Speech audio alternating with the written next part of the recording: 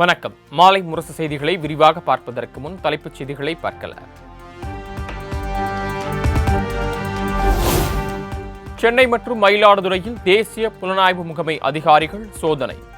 ISIS அமைப்புக்கு ஆட்களை சேர்த்த வழக்கில் சோதனை என தகவல்.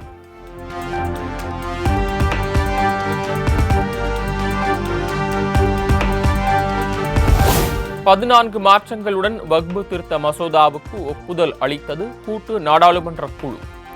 மாற்றங்களை ஏற்றுக்கொள்வதை உறுதி செய்வதற்கான வாக்கெடுப்பு நாளையும் வரும் 31ஆம் தேதிக்குள் இறுதி அறிக்கை சமர்ப்பிக்கப்படும் எனவும் அறிவிப்பு.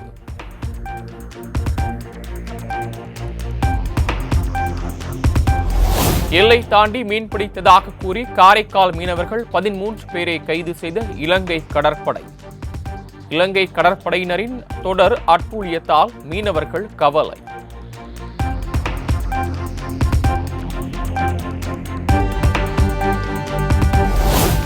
பள்ளி கல்வித்துறையில் 47,000 பணியிடங்கள் நிரந்தர பணியிடங்களாக மாற்றம். தமிழக அரசு அரசாணை வெளியீடு.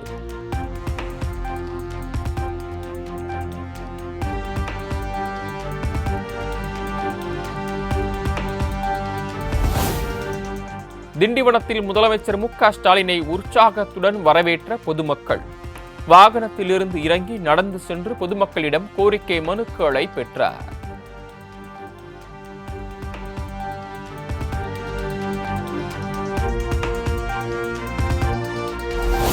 திண்டிவனத்தில் திமுக நிர்வாகிகளுடன் முதலமைச்சர் மு.க.ஸ்டாலின் ஆலோசனை. கட்சியின் ஆக்கப்பூர்வ பணிகள் மற்றும் செயல் திட்டங்கள் குறித்து முதலமைச்சர் அறிவுரை.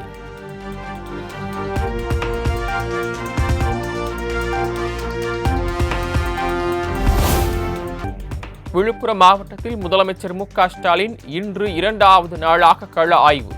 பொதுமக்களுக்கு அரசு நலத்திட்ட உதவிகளை வழங்கி சிறப்புரையாற்றுகிறார்.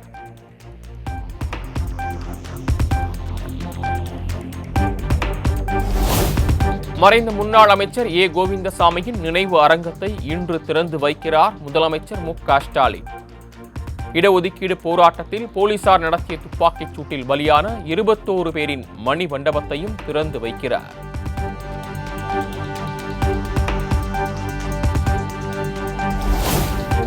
தமிழ்நாட்டின் வளர்ச்சிக்கு எதிரான எந்த ஒரு திட்டமாக இருந்தாலும் அதனை எதிர்த்து வெற்றி காண்போம். 7வது முறையும் திமுகவே ஆட்சி அமைக்கும் என முதலமைச்சர் மு.க.ஸ்டாலின் திட்டவட்டம்.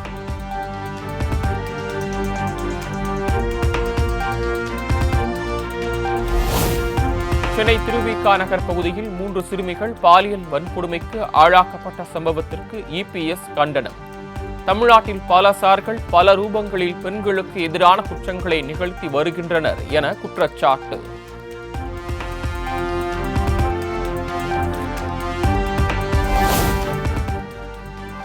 மொத்த பாலியல் குற்றவாளி சார்களின் புகலிடமாக அதிமுகவை வைத்துக் கொண்டு திராவிட மாடல் அரசை குறை கூறினால் மக்களே ஏற்க மாட்டார்கள்.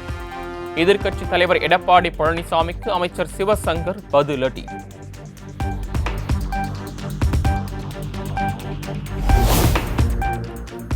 தமிழகத்தின் உரிமையை அனைத்து இடங்களிலும் விட்டுக் கொடுக்கும் திமுகவை மக்கள் விட்டு வைக்க மாட்டார்கள். தமிழக பாஜக முன்னாள் தலைவர் தமிழிசை சவுந்தரராஜன் காட்டம்.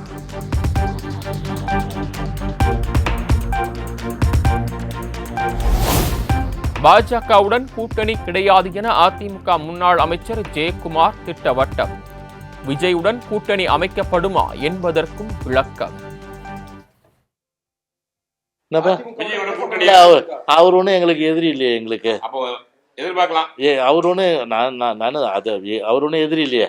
அவர் ஒரு கட்சி ஆரம்பித்து அவர் கொள்கையை பிரகடனப்படுத்துறாரு. எங்கள் கட்சியினுடைய கொள்கையை நாங்கள் பிரகடனப்படுத்துகிறோம்.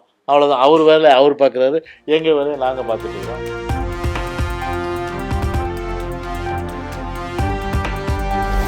அரசியல் காரணங்களுக்காக பட்டியல் சமுதாய மக்கள் 200 பிரிவுகளாக பிரிக்கப்பட்டுள்ளனர். தமிழ்நாட்டில் பட்டியல் சமூகத்தை சேர்ந்தவர் முதலமைச்சராக வேண்டும் எனவும் ஆளுநர் RN ரவி பேச்சு.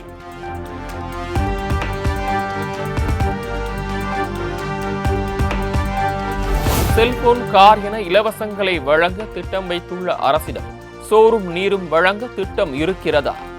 ஈரோட்டில் நாம் தமிழர் கட்சி ஒருங்கிணைப்பாளர் சீமான் கேள்வி. நாடு, இந்திய பெருநாடு. 150 கோடி மக்கள் தொகையை தொட இருக்கிறோம். இந்த 150 கோடி மக்களில் 100 கோடி மக்களுக்கு செல்போன் கொடுக்க திட்டம் வைத்திருக்கிறது, கார் கொடுக்க திட்டம் வைத்திருக்கிறது. ஆனால் நீரும் சோறும் கொடுக்க திட்டம் இருக்கிறதா என்ற கேள்வியை என்னிலும் இளையோர்கள் நீங்கள் எழுப்பி பார்க்க வேண்டும்.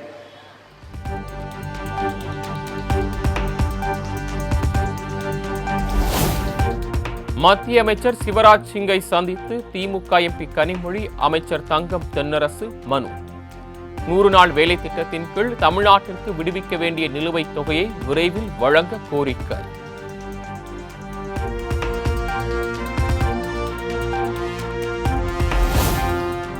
முதலமைச்சர் மு.க. ஸ்டாலின் தலைமையில் நாளை திமுக எம்பிக்கள் கூட்டம்.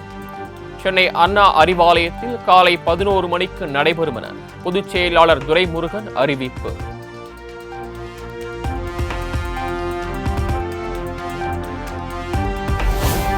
மருதமலை முருகன் கோயிலில் 160 அடி கல்லால் ஆன முருகன் சிலை அமைக்கப்படும் என அமைச்சர் சேகர் பாபு அறிவிப்பு. ஆசியாவிலேயே மிகப்பெரிய முருகன் சிலையாக இருக்கும் எனவும் தகவல். மருதமலை முருகன் திருக்கோயிலுக்கு ஒரு 160 அடி உயரத்தில் கல்லினாலான ஒரு முருகரை பிரதிஷ்டை செய்ய முடிவு செய்திருக்கின்றார்கள். சிலை அமைக்கப்படுகின்ற இடத்தில் இன்றைக்கு ஆய்வினை மேற்கொண்டிருக்கின்றோம். இது 2-3 கன்சல்டன்டிடம் இந்த ஆய்வு பணிகளை, சாத்தியக்கூறுகளை ஆராய்வதற்கு ஒப்படைத்திருக்கின்றோம். அது இறுதி பெற்றவுடன் மாண்புமிகு முதலமைச்சர் அவர்களுடைய அனுமதியோடு தமிழ் கடவுள் முருகனுக்கு பெருமைக்கும் பெருமை சேர்க்கின்ற வகையில் ஆசியாவிலேயே அதிக உயரம் கொண்ட முருகர் சிலையை இங்கே நிறுவுவதற்குண்டான ஏற்பாடுகளை தொடர்வோம் என்பதை மகிழ்ச்சியோடு தெரிவித்துக் கொள்கிறோம்.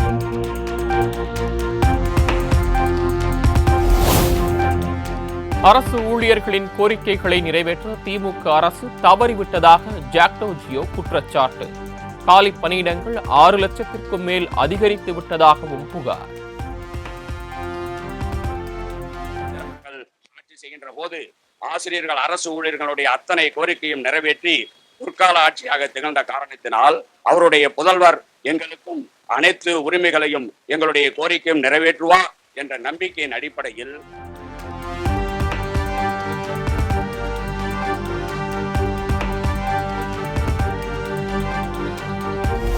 கூலி படப்பிடிப்புக்காக பேங்காக் சென்றிருந்த நடிகர் ரஜினிகாந்த் சென்னை திரும்பினார். நடிகர் அஜித் குமாருக்கு பத்மபூஷன் விருது அறிவிக்கப்பட்டதற்கு வாழ்த்து தெரிவித்தார்.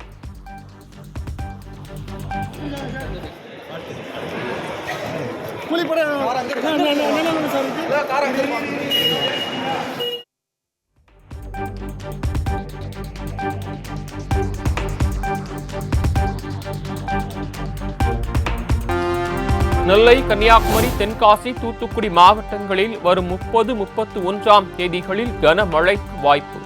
சென்னை வானிலை ஆய்வு மையம் கணிப்பு.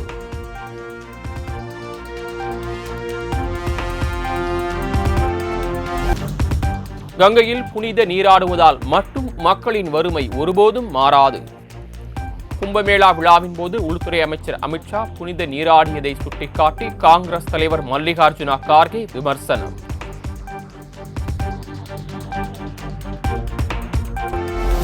இந்தியா, இங்கிலாந்து அணிகளுக்கு இடையிலான 3வது T20 கிரிக்கெட் போட்டி ராஜ்கோட்டில் இன்று இரவு 7 மணிக்கு தொடங்குகிறது.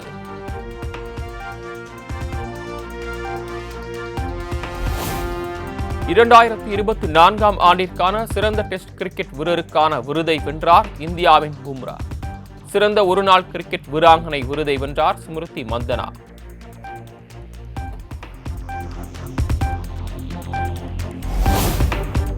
இந்தியன் சூப்பர் லீக் கால்பந்து தொடரில் மோகன் பகான் அணி வெற்றி. பெங்களூரு FC அணியை வீழ்த்தி அசத்தல்.